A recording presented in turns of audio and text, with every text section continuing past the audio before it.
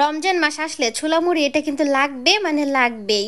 তো প্রতিদিন একভাবে ছোলাটা রান্না না করে মাঝে মধ্যে একটু স্পেশাল ভাবেও কিন্তু তৈরি করতে মন চাই। তো আজকে আমি গরুর মাংস দিয়ে ছোলাটা রান্না করব। অবশ্যই আপনারা সম্পূর্ণ রেসিপিটা দেখবেন এবং বাসায় একবার হলেও ট্রাই করবেন, তাহলে বুঝতে পারবেন এই ছোলা বোনাটা ঠিক কতটা মজাদার হয়। তো আমি গরুর মাংসগুলোকে ছোট ছোট টুকরা করে কেটে নিছি। তারপরে হলুদ গুঁড়া, মরিচ গুঁড়া, জিরা গুঁড়া এবং কিছু বাটা মশলা দিয়ে এগুলো আমি হালকা করে ভেজে নেব। এবং ভেজে নেওয়ার পর এতে আমি ছোলা অ্যাড করব। প্রথমেই কিন্তু ছোলা অ্যাড করা যাবে না, তাহলে কিন্তু ছোলাগুলো একদমই ভর্তা ভর্তা হয়ে যাবে আর মাংস সিদ্ধ হবে না।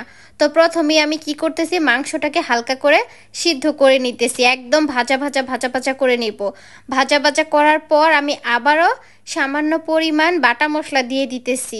এখন আপনারা বলতেই পারেন যে বাটা মশলাটা আমি প্রথমেই কেন দেইনি। আমি যদি বাটা মশলাটা প্রথমেই বেশি করে দিতাম তাহলে মাংসটা সিদ্ধ হতে হতে আমার এই বাটা মশলাটা একদম পুড়ে যেত।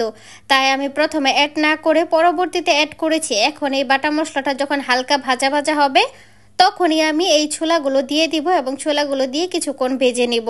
তো এই গরুর মাংস দিয়ে ছোলা রান্না করার আইডিয়াটা আমার তখনই আসলো যখন আমার ছোট ভাইটা আমাকে বলল যে আপু প্রতিদিন একইভাবে ছোলা খাওয়া একদমই ভালো লাগতেছে না। তখন আমার মনে হলো যে ওর জন্য বিশেষ কিছু একটা করি, যেহেতু ছোট মানুষ রোজা রাখে। তো ওইটা থেকেই কিন্তু এই প্ল্যানটা আমার মাথায় আসলো। যাই হোক, আমি যখন ছোলাটা রান্না করছি আর রান্না করার পরে খাওয়া হয়েছে, ছোলাটা কিন্তু আসলে ভীষণ ভীষণই মজাদার হয়েছিল। সত্যি কথা বলতে কি, আমার কাজ করতে একদম ভালো লাগে না, আমি খুবই অলস। তবে নিজের পরিবারের কোনো সদস্যের জন্য যদি কিছু করতে চাই তাহলে সেটা করতে কিন্তু খুবই ভালো লাগে। বিশেষ করে নিজের মনের মধ্যে যে কী পরিমাণ শান্তি লাগে সেটা বলে বুঝাইতে পারবো না।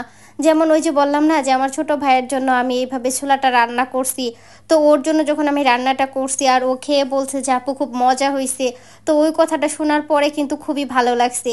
তো এরকমই নিজের ফ্যামিলি প্লাস হচ্ছে আশেপাশে যারা আছে প্রিয়জন, তাদের জন্য সত্যি কিন্তু কিছু করতে পারলে নিজের কাছে কিন্তু খুবই ভালো লাগে। সারাটা বছর হয়তো খুব অল্প পরিমাণে রান্নাঘরে যাওয়া হয়, কিন্তু যখন রমজান মাস আসে তখন কিন্তু আমি চেষ্টা করি প্রত্যেকটা দিন নিজের হাতে সবার জন্য ইফতারটা তৈরি করতে। কেন জানি রমজান মাসে ইফতার তৈরি করতে খুবই ভালো লাগে। আম্মু মাঝে মাঝে বলে যে আমি তৈরি করি, কিন্তু না, আমি বলি না, তোমার তৈরি করতে হবে না, আমিই তৈরি করি।